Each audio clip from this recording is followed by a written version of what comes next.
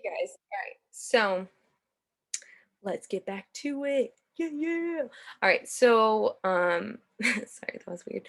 Um, so what we are going to do is we're going to go back into the application process.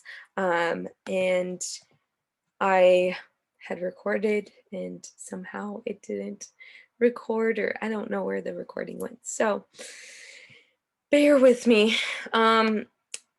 So basically now what we're going to do, from here we went through the whole personal information. Now we're going to go into academic history. So what I had done previously that was not recorded, I added a college. So you add a college, tell you what university, ask you like when you attended it, did you get a degree from there, da da da.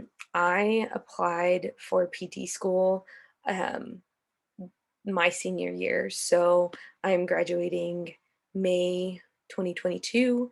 I am going to Duke University's DPT program in the fall, but I had to apply the fall prior, if that makes sense. So application deadline for that was October, November of last year of 2021. So all that to say, I didn't have any degrees when I applied for this, right? So I had added Saddleback College, which is an undergrad or a community college that I did, and I didn't get a degree from there, but I did classes there and then transferred over. So then you can also order transcripts, which you will have to do at some point eventually. Make sure when you go to um, send the transcripts that you know which company they use, so which company Saddleback uses to transfer over. So I wasn't sure, so I emailed their admissions office to ask. And honestly, if you ever don't know what to do, ask. Like anybody that I went to go and ask, I talked to the online bots or whatever, the online people through the chats on for when I applied for my or when I took the GRE test, and then even for this, for the PT CAS, I literally would just ask all the questions all the time because I wanted to make sure that I didn't do it wrong, because I didn't want to go through a whole process and then find out, oh my gosh, I did it wrong when I could have just asked. So there you go. So you can do this later, but you put in both schools. So if you went to community college and then a university, you send both transcripts, which will also cost money, depending on how much your school charges. It's not anything crazy. I think it's like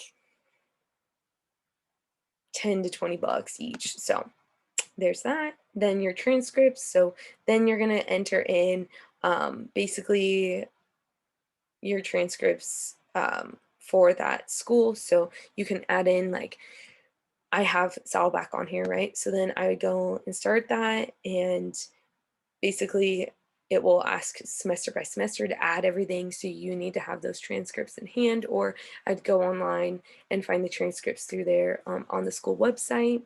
And then semester by semester, you add, okay, in this term, this year, you know, academic status, so was I junior? Um, and then um, did am I in progress or did I complete it? And then you add it. Da, da, da. At the end of it, you can go and use this um, program where basically they have people that look at your what you added and to make sure that it's all um, viable and good. Um, and if there's any like anything wrong, the specialist will help you help navigate that with you. So it does cost money. I think it's like 65 to 150, somewhere around there. I know that's kind of a broad spectrum of pricing, but it is somewhere around there. And I did use it because I wanted to, like I said, make sure I did everything right. So keep that in mind. Then, oh yes, I have to. So then after that, which you won't be able to get the help to until you're fully submitted. all of the information, like even everything else that I'm about to show you. You have to submit everything, and then they'll go back and verify that everything is good and legit. So then you're going to go into standardized testing, which unfortunately the whole process still requires a GRE, which if you have or you haven't taken, it sucks. I took it twice and I don't know why I hated myself. No. But basically you have to go and do a standardized test, and it's this whole long process that I'm not going to really get into in these videos, but just know there's so many resources for that. I will give you some resources in these videos of um, what I did and what helped me. Um, I'm just not a great test taker in general, so it was a big challenge because it's like 5 hours long.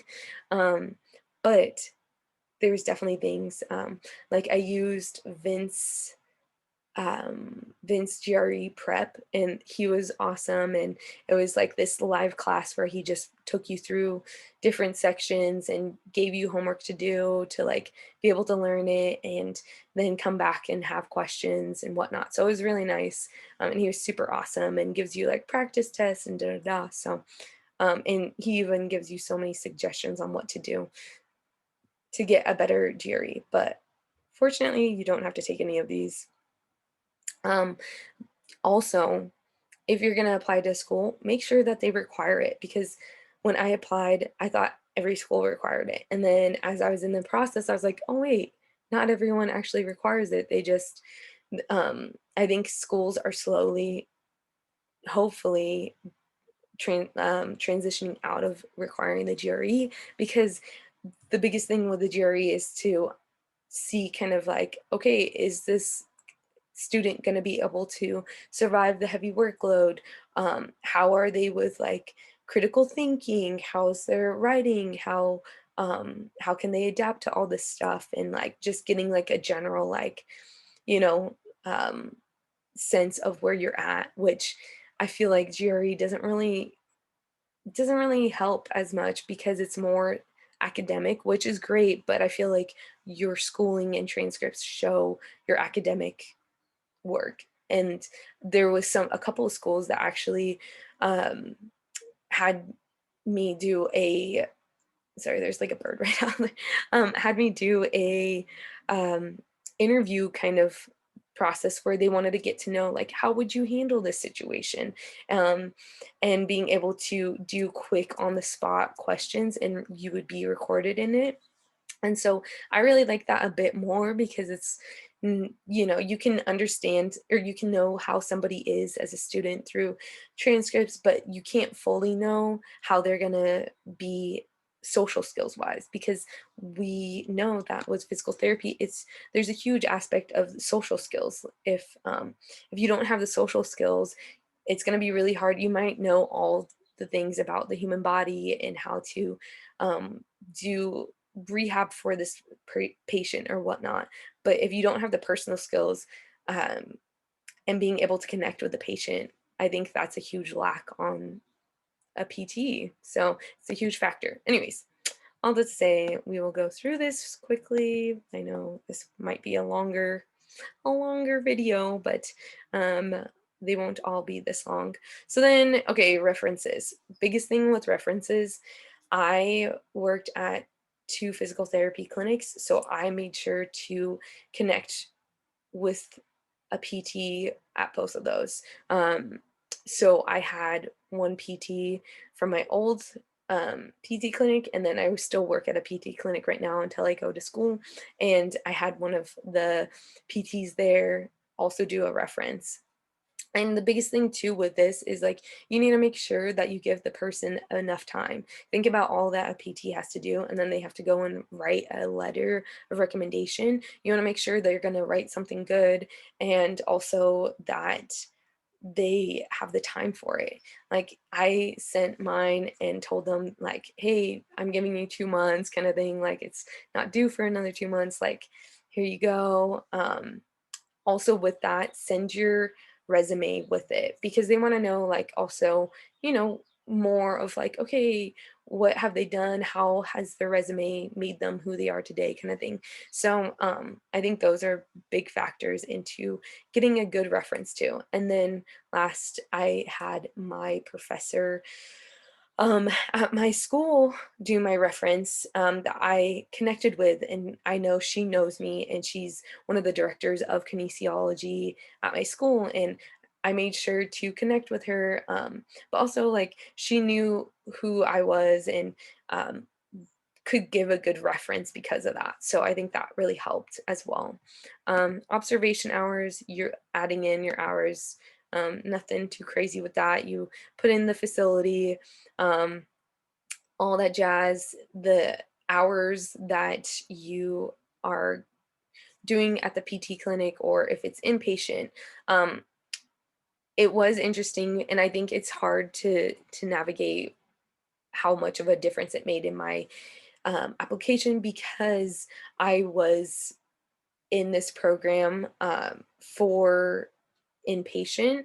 Um, and I'm trying to think. Oh, it's called Health Scholars, Hogue Health Scholars. And so I was in this program. I was about to start. Like, it was an intense program where they had you go through like 2 interviews. You take this test. You have to get in all your information, like get CPR certified, like everything. And then as I was approaching to go into the hospitals, the pandemic happened and I wasn't able to, and they pushed it off almost like a whole year, right?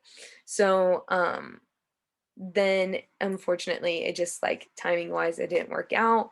But I would recommend that if you can get those inpatient hours, that is very good to do because not only for the PT to see that, the PT schools to see that you have done inpatient and outpatient, but then also to have that experience yourself, because when you get into PT school, you're going to be in an inpatient setting at some point, even if you don't want to do that. So, um, and then let me see what, let's see. I'm going to check my time. All right.